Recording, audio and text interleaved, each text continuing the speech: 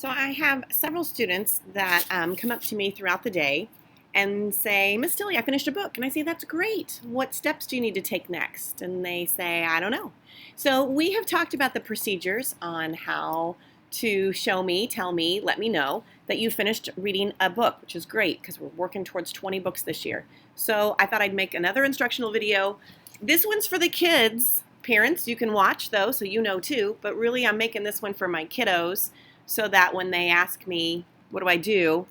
I can ask them if they've watched the video, or I can direct them how to see it again so they know what to do. So the first thing, I just have a couple of informational pieces. I'm not sure if doctors or math teachers would be very happy if you're doing this all the time, but it's just a mindset. I want my students in the mindset that reading is so valuable and it's so important, and that you know, if you're in the car, you know you're going to take a 20-minute car ride. You have to go pick up brother from practice, and you know you're going to sit there because the coach is going to keep them late. Take a book with you. I know picking up that electronic device is easy to do as well, but maybe Mondays, Wednesdays, and Fridays, instead of the electronic device, you pick up the book and you take the book with you. Or if you know you're driving to grandma's house over the weekend and it's an hour drive, take both, but read for half and do the electronic device for half. Just so that we get in this mindset that reading is important. Reading's going to make us stronger. Why read 20 minutes or more? This is just a quick visual I found that shows the benefit of reading. If you're student A, look at all you're going to accomplish compared to if you're student C.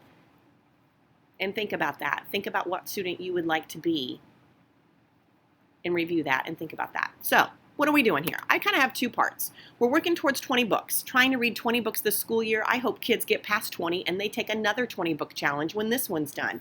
I hope by Christmas I have half my kids done with a 20 book challenge.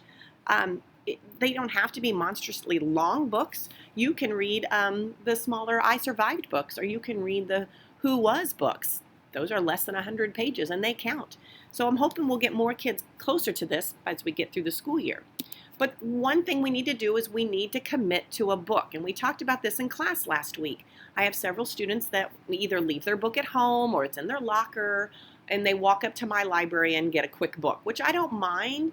But when that's happening constantly, then we are not committed to finishing a book.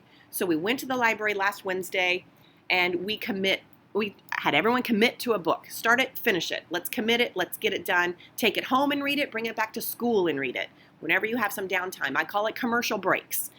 Sometimes there's just time where you finish before your classmates and you have a few minutes where you can get a few pages accomplished. So get out that commit book and let's read in it, especially in the mornings. Sometimes mornings can be a bit hairy while I'm trying to get attendance taken, and that's when you can really get a few pages accomplished. We are gonna start going to the library every week. I'm gonna take kids to the library on Gold Wednesdays and Gold Thursdays. So if you know it's a Gold Wednesday, you know we're going to the library that day. Same thing the next week. We'll just take it on a Thursday. So one of the things I've tried to do, I've tried several things to record kids reading, just to make sure that you're being conscious of recording your reading. You know, people who want to lose weight keep track of what they eat. They read, and then they know how many calories they've had, and they know how many calories they need to burn. Someone who's trying to be better at free throws knows they sit outside and they'll shoot 100 free throws, and then they're keeping track of their data. Did I hit 75 of those today? Did I hit 85 yesterday? So you're always wanting to keep track of what you're doing. And I've had calendars in the past.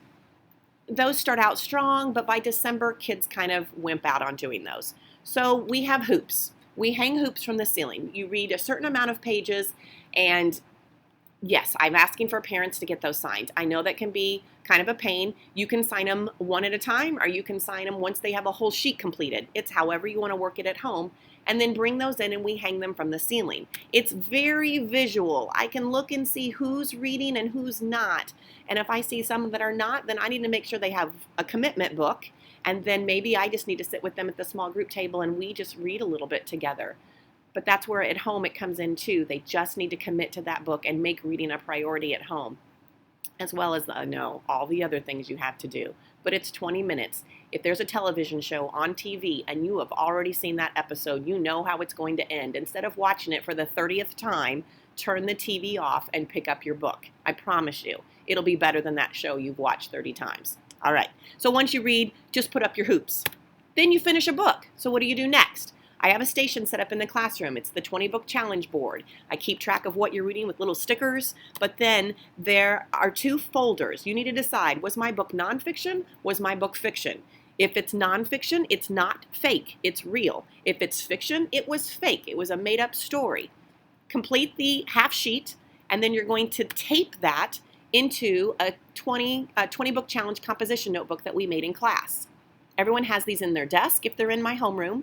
If they're in my Quest class, I have those saved for you in the back counter. You're welcome to take those home whenever you want. I was just trying to help your arms out a little bit so you don't have one more thing to carry to my class each day. I'm just housing those in the room. So tape that in and then turn it in. Oh, I'm sorry. There's the composition notebooks for my homeroom, and that's what that looks like for my Quest class. Then turn them in. I have a little green crate sitting on my back table. Give me a couple days. Sometimes if I'm really behind, it takes me a couple days to get through those. I'll look it over. You then get a special hoop. You get the gold hoop that goes on the ceiling to signify, yes, I finished a book. I'll put your sticker on the 20 book challenge. I'll complete the log inside your composition notebook to let you know what you've already read. And you're good to go. Pick the next commitment book and get started on another one. I know trying to find a book that you like is difficult to do, but as soon as we can find one and get you hooked, I think you'll really enjoy reading. That's my goal this year, to get you to read 20 books this year. And what if you read 5? Hey, you read 5 books this year, and maybe you didn't even read a single one last year. So let's just make that our goal. Work hard on our commitment books.